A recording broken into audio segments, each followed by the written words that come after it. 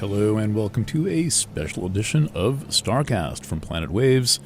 I'm Eric Francis Coppolino, your friendly neighborhood astrologer. Today is December 4th, a nice, cool, absolutely gorgeous late autumn day here in the Mid-Hudson Valley of New York State.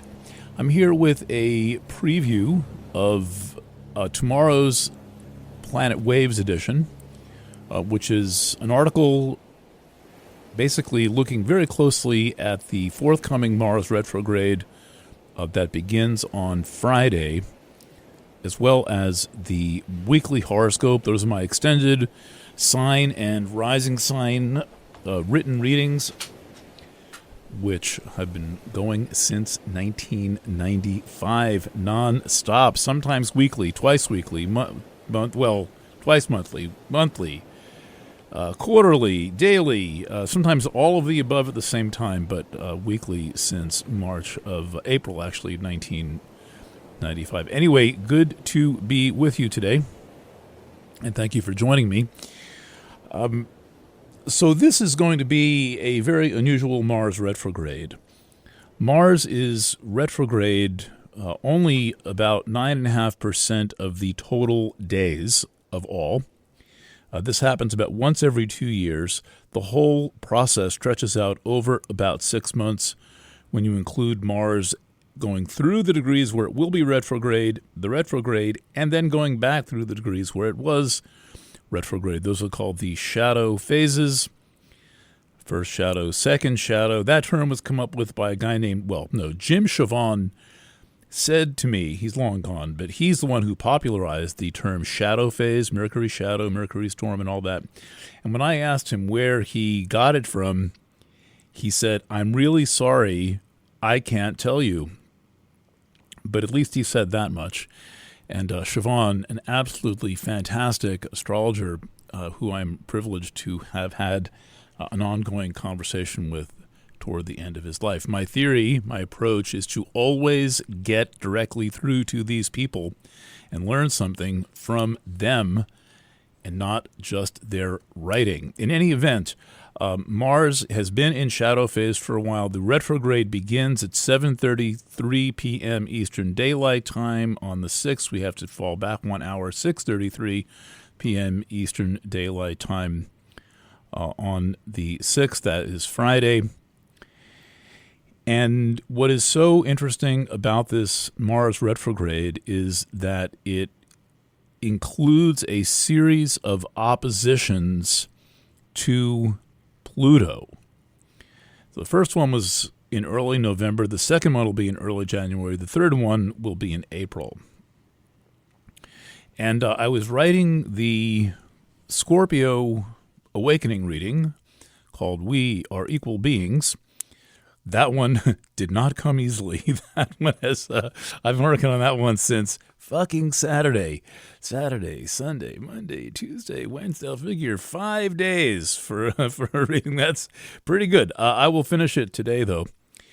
And a lot of that reading is based on this pattern involving the two rulers of Scorpio, the classical ruler Mars, the modern ruler being Pluto, in an extended opposition to one another. So this is tense astrology. This is confrontational astrology.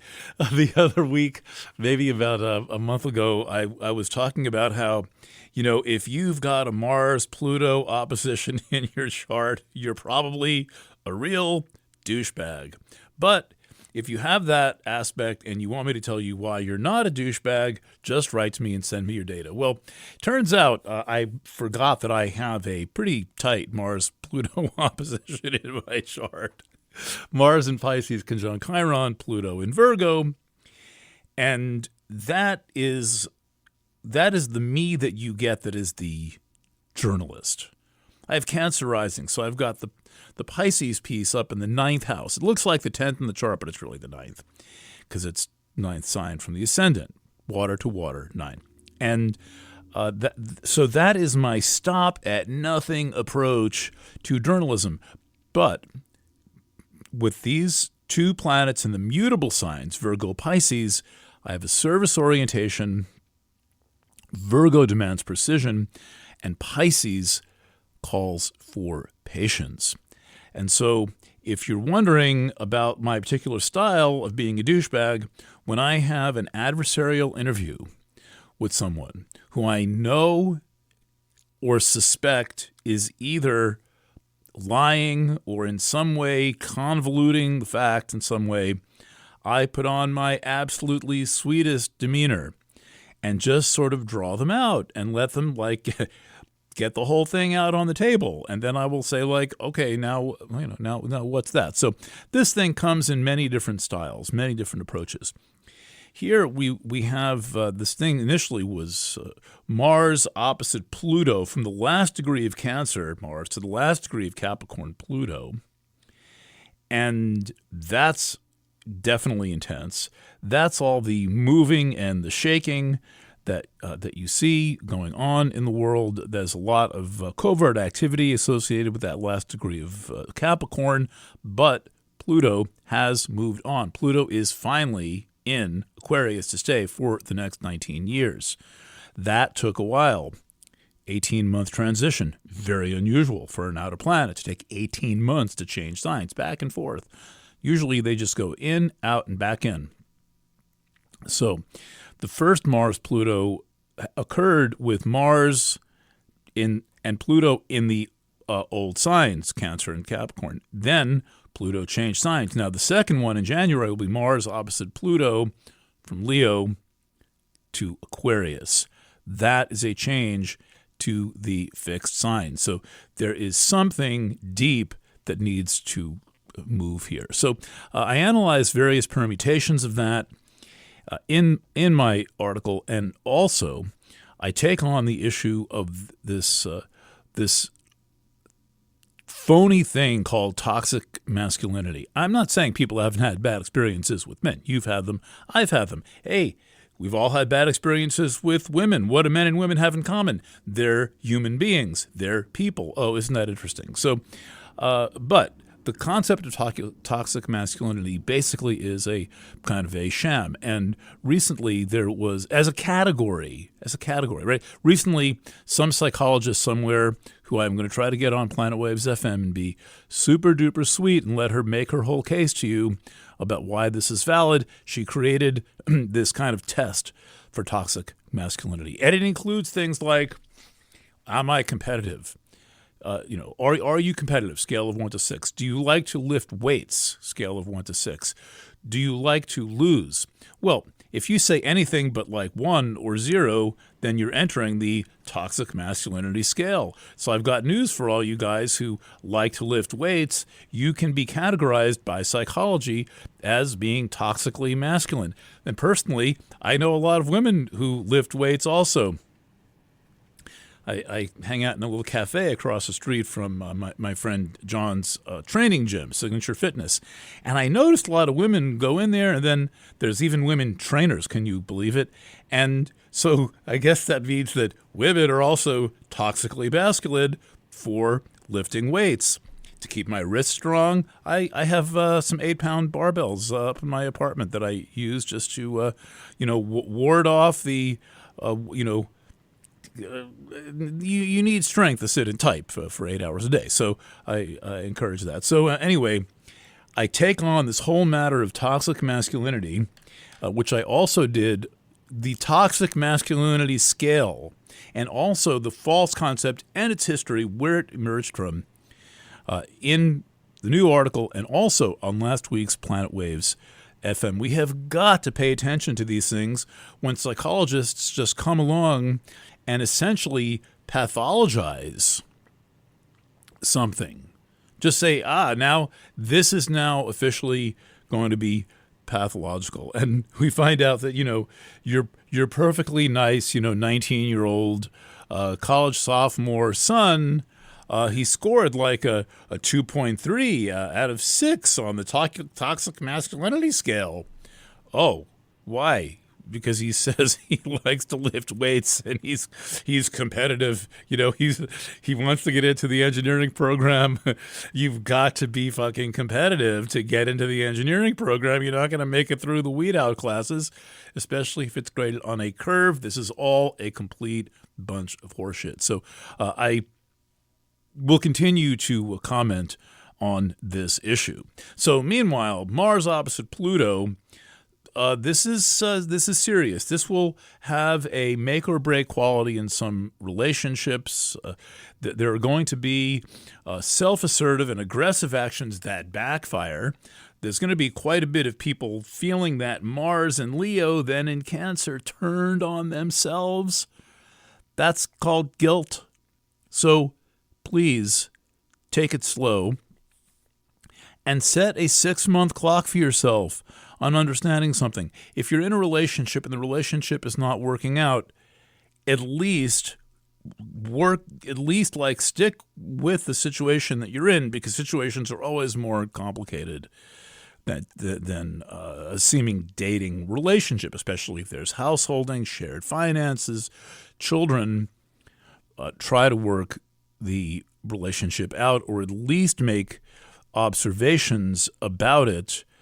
Things, as with Mercury retrograde, as I've explained a couple of times, when a planet's retrograde, about to go retrograde or about to go direct, that means there are things that you don't know.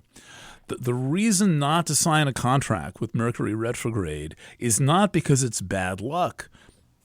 The reason not to sign a contract with Mercury retrograde is that your astrologer, who also happens to be an investigative reporter, senior producer and editor, actually, has watched many times as these stations, retrograde and direct, come with a perk of information that was not there before, and it's information that you want to have.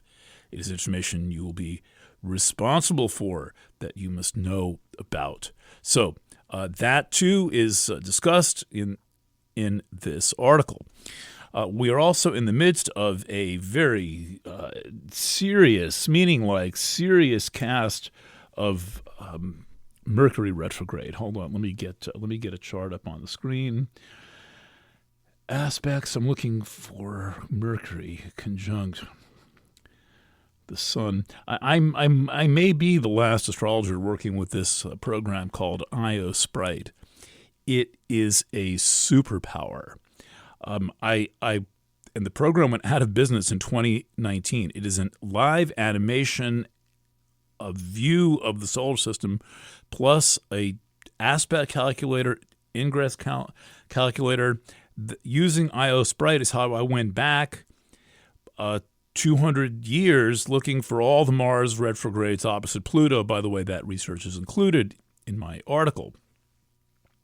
And I value this program so much that I have 1, 2, 3, 4, 5, 6 different computers that run it. I am determined to not be without it. Anyway, where was I?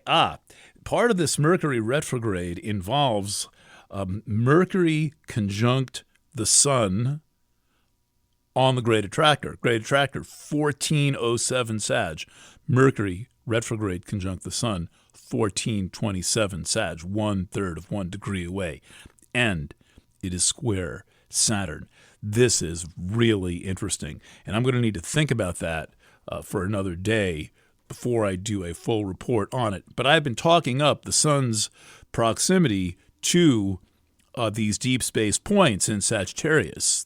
One such talk is on the new Planet Waves FM. That's at the top of planetwaves.fm. That's the homepage, or planetwaves.org. That is the Substack version of Planet Waves FM. And I gave kind of a long, mellow presentation on these deep space points and what the nature of this time of year is about, where the sun is lining up with two deep space points. One that connects 100,000 galaxies. That's the one on the 5th, tomorrow at 8:17 p.m. Eastern time, where the sun and Mercury line up exactly conjunct this intergalactic point. And then In about a week and a half or so, the sun aligns with the core of our own galaxy, much smaller, much closer. It only contains a mere 300 billion stars, as opposed to like neighboring galaxies, which contain a trillion stars. I believe all this stuff, by the way. I've been digging into this astronomy since I was in university, and took a very good basic astronomy class with Professor Borst, and I have interviewed astrophysicists and watched numerous astrophysics lectures, and just gone through this territory over and over again. I have no reason to doubt that the astrophysicists doing this work are not absolutely sincere people. I've come to distrust geologists profoundly, unless we're talking about quartz crystals, because of their attitude toward hydrofracking. This is how you make a lot of money if you're a geologist. Hydraulic fracturing of the earth, poison the well water with quote-unquote brine, which is a hydraulic fluid, basically. But astrophysicists, I think that in our time, this is as close as we're coming to pure science. And I'm very grateful that the curiosity, the interest, and the funding is there to do this kind of stuff. And if you're wondering if I believe whether these Mars rover photos are real, the answer is yes. And the reason for that is, first of all, in looking at these programs, going back to whenever, I have never found a single reason to doubt one. Nothing's come up that's been a red flag. Second, while I do not think that the moon landing happened, I think they absolutely have the technology to send robots up to the moon. The problem is not the robotics, it's not the radio communications, it's not the technology to establish a little lab up on Mars inside this thing rolling around. The problem is supporting human life in these environments. And that's the whole problem with the moon landing, except for all the problems with the photographs, but that is another subject entirely. All right, so as you may know, at this time of the year, every year going back to 1998, the first year, Planet Wave starts on December 21st, 1998. I am always doing the Planet Wave's annual readings. And what this is my absolutely unique invention of how to get fully relevant, comprehensible, professional astrology into your hands for very little money. All 12 readings, currently $122. 1 hour with me, $555. Most people get 2 hours. That's over $1,000. You get most of the way there with my annual readings, which have much more pure astrology. As I say, 5 frickin' days on the Scorpio reading. That is a reflection of how much care I am putting into these readings. They're about 16, 17 pages long. That's 6,000 words. Don't be scared by that. You'll want them to be longer. You'll want to read more than one of these things because they're so interesting. I bring all the juice and passion and descriptiveness of journalism, astrology, and being something of a hobby novelist also, that I develop things deeply. And, as a Pisces, a douchebag Pisces with Mars opposite Pluto, I like to take a circumspect approach, and I work around the entire wheel. And that is what you get when you get good Pisces, is that circumspect, take it all in approach. I knew that these planetary retrogrades were approaching. Mercury, a week and a half ago, Mars going retrograde on Friday. I got an early start. I started this project on October 2nd, I think. I went to Western New York in late September. I got back on Saturday, took Sunday off, and then I hit the deck running on Monday, sat down to write an outline. I've never worked with an outline, but I'm like, there's a lot of astrology here. There's 4 different things going on, any one of which I could base the entire annual reading on. Now I've got 4 of them at once. Talk about having to do some work of integrating these different topics.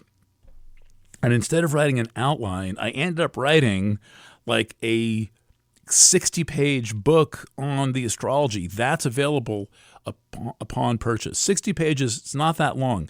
It's printable, and it's, again, I write to make you want more. Like, I'm thorough, but it's like, this is really good stuff. I know good stuff, because if it's not, I would be completely bored shitless writing it. I'm at the point where I can barely read any books. They're so fucking boring. It's got to be a really good book to keep my attention, and then that's how I know the writer has done the work. So this is where it's called the awa. That's kind of a joke from Japanese Tantra. The awa is a quality described in the kind of geisha universe of, it is a feminine quality of being, think of a rich, lathery foam, or something in nature that has just a squishy feeling, like a breast, for example. That is awa. It's actually uterus energy, and it's short for the awakening. The opposite quality from Japanese Tantra is sanuki. That is the quality of the feminine, particularly of the feminine, that's running around with an iPad or a clipboard, keeping control over everything at all times. And these are the kind of people who like, if you stand at attention and salute them when they walk up to you with their iPad.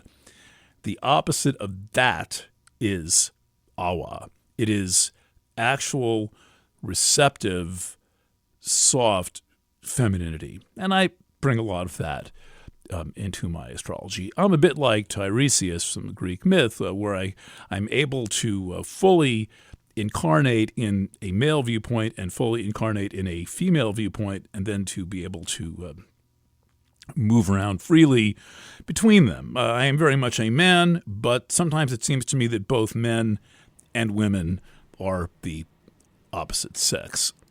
Anyway, this project is coming along. I am 8 signs and a book in, and then the next stage is going to be sitting right here at this microphone and recording about an hour and 10 minutes of audio for each of the signs, where I get to explain what I did in the written reading, bring in new material that I did not cover in the written reading, and kind of tie it all together. And part of what you get when you get me as your astrologer is I understand that different people have different approaches to taking in information. And some prefer audio, and some prefer video, and some prefer written. I'm a little bit averse to doing video, but we're working on that. Though this year I have decided that video is not necessary for these readings. It makes it twice as hard for me. The readings will not be as good in video, so they will be therefore better in audio, and I'm much more comfortable in front of a microphone in my hoodie with my hood up or whatever than I am having to stare into a camera to do these readings. Everything has its place. So I'll be back with more video early next year. We'll be doing special chart clinics for my subscribers. I'll be doing Q&A sessions. And we'll be making good use of the video medium. So it'll be worth subscribing for these and many other benefits. And also knowing that you are investing and contributing to this beautiful thing that you may have been, gaining the benefits of for many, many years.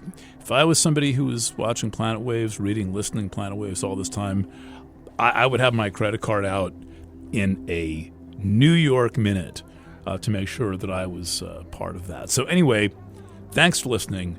Thanks for tuning in. I will catch you tomorrow with the subscriber edition. Signing off from New York at 12:27 p.m. on 12/4/24. I'm Eric Francis. Lots of love, and bye for now.